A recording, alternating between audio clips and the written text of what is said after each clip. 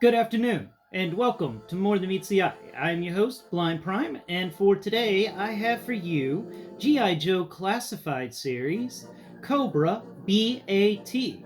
That is, Battle Android Trooper, I think. Alright, here he is in all of his wonderful glory. He is one machine. Be a machine of death. Yes, he is. Look at that. He's got this crazy grasper clawed stuff. He's a nasty guy. All right, so let's talk about it.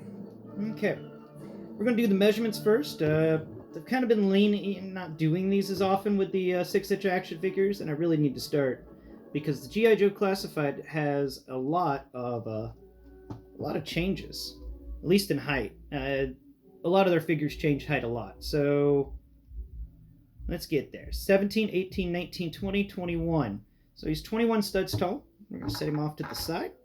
We'll get my Cobra Trooper out here, because everybody loves the Cobra Trooper. I know I do. Though he may be replaced by the B.A.T, at least when it comes to measurement and stuff. So here's the Cobra Trooper. Yeah, there we go. All right. So the Cobra Trooper is 17, 18, 19, 20. 20 studs tall. Look at that.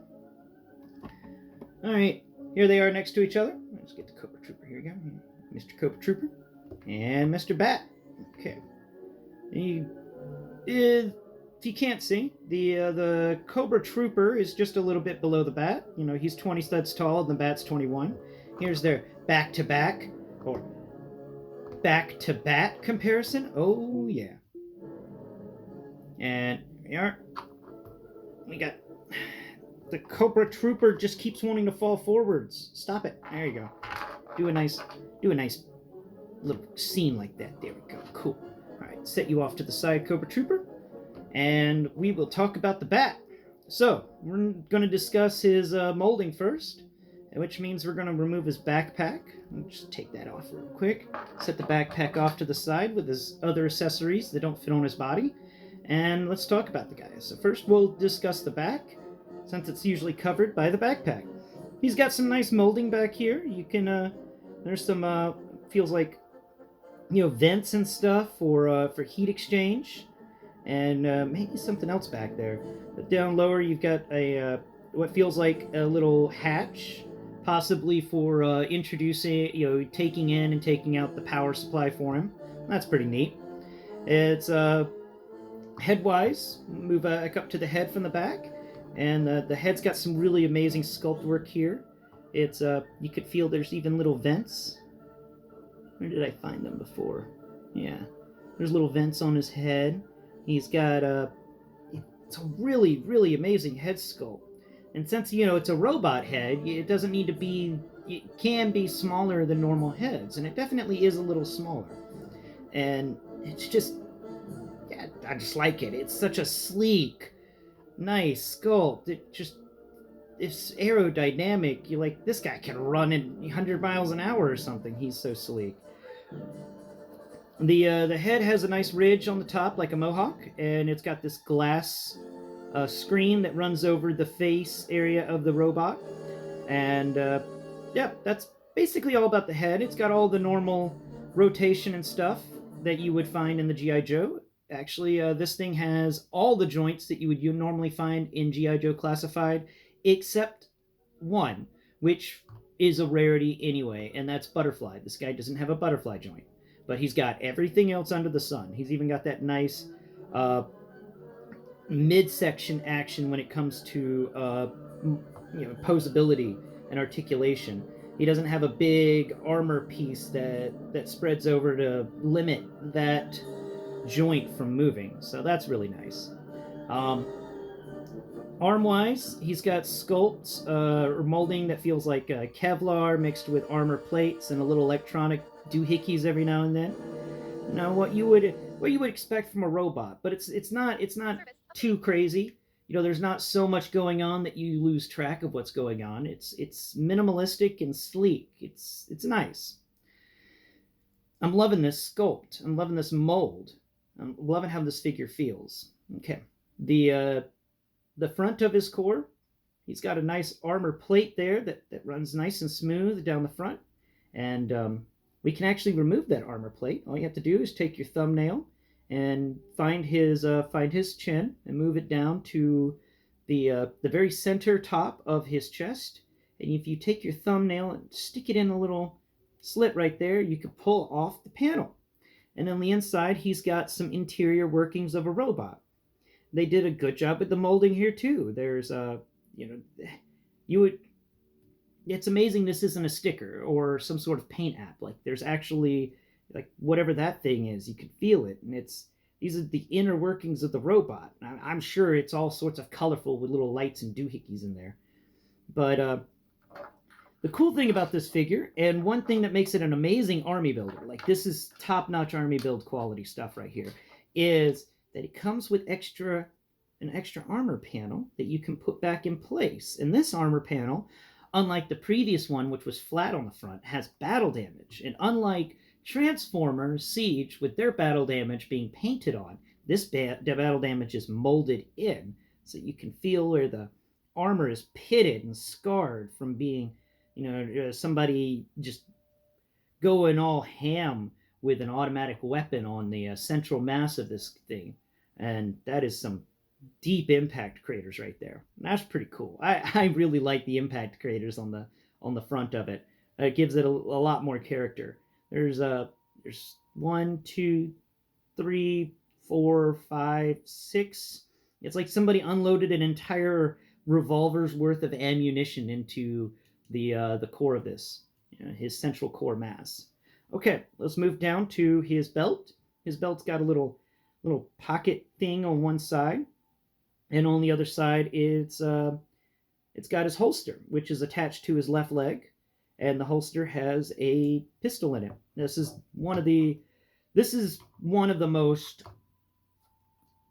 modern looking guns that I've seen in G.I. Joe. Like it feels like a 9mm Beretta mixed with some sort of laser pointer or something on the underside of it. But it's even got a nice iron sight on it.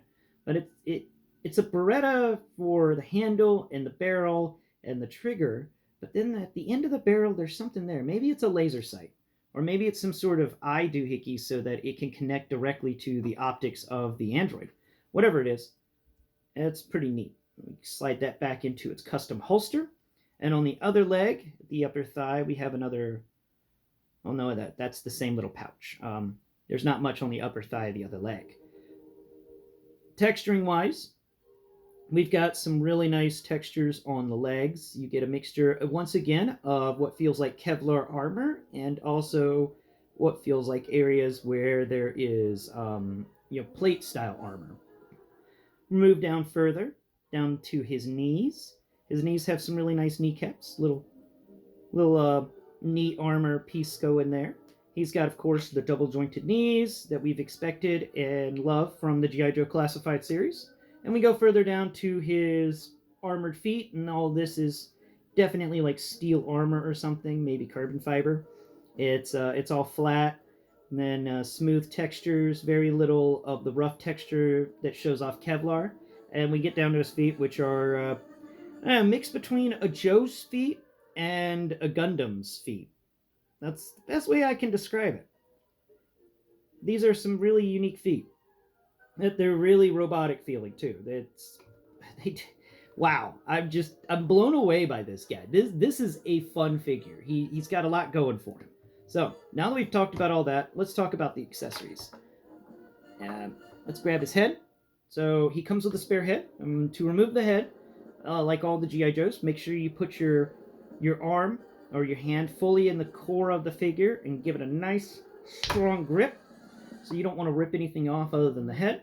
You rip the head off, and then you take this new head and you pop it into place. There we go. There's the new head.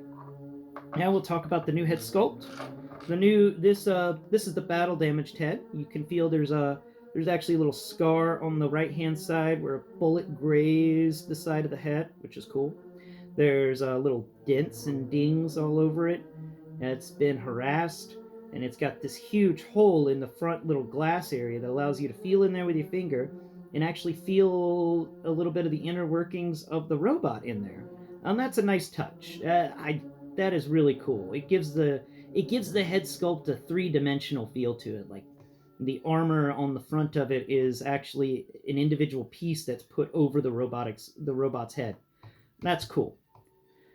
All right, we'll talk about the accessories. So for his accessories, you other than the pistol, he's got a bunch of weapons, but they all require one of his hands being removed, and it's pretty easy to remove a Joe's hand. You just yank the hand off, and you're left with like that whole bit there, and you can take and replace it. So we'll take out the flamethrower apparatus, and we'll put the claw hand back into its little spot on the backpack, and we'll plug in this flamethrower. All right, there we go. Flamethrower's plugged in. The flamethrower's got a nice sculpt to it as well, and it's even got this little bit that comes out under it, which I originally thought was some sort of bayonet. But my roommate explained to me that the box art showed it being the bit that comes up in front of a flamethrower and introduces the flame. So and then the flame comes out of the fuel nozzle that's actually the gun. There you go. He's got a flamethrower. And, of course, his backpack. We'll talk about his backpack. His backpack's got enough space for all of his accessories, except for the spare armor panel and the spare head. But you can put his hand in this top section, and then in the other top section, I have another gun arm for him. And then on the side, you have the claw arm, and that's pretty cool. The claw arm though is an upside down kind of holster, which I was weirded out by. I thought it would fit up, but oh well. It looks nice, and I really, really, really, really, really appreciate that all of his accessories can fit on him. I don't really count the spare armor panel and the spare helmet as accessories, more of customizing tools. So they don't count.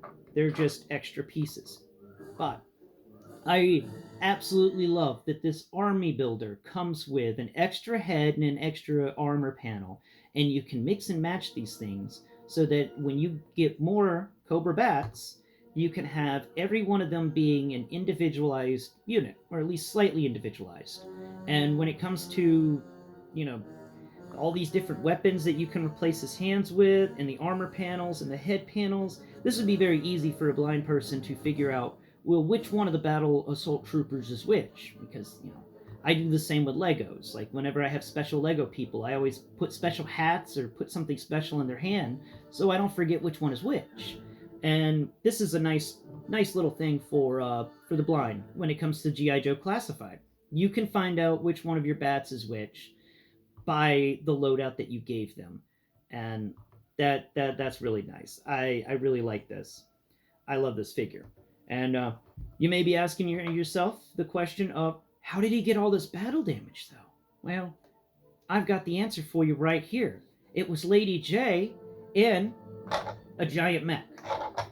This giant mech we will be discussing next time on More Than Meets the Eye. Ah! Everything's falling.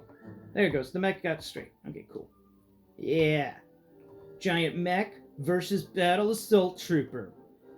Tune in next Prime, where we will be reviewing the Halo Mantis Mecha. Bye bye for now.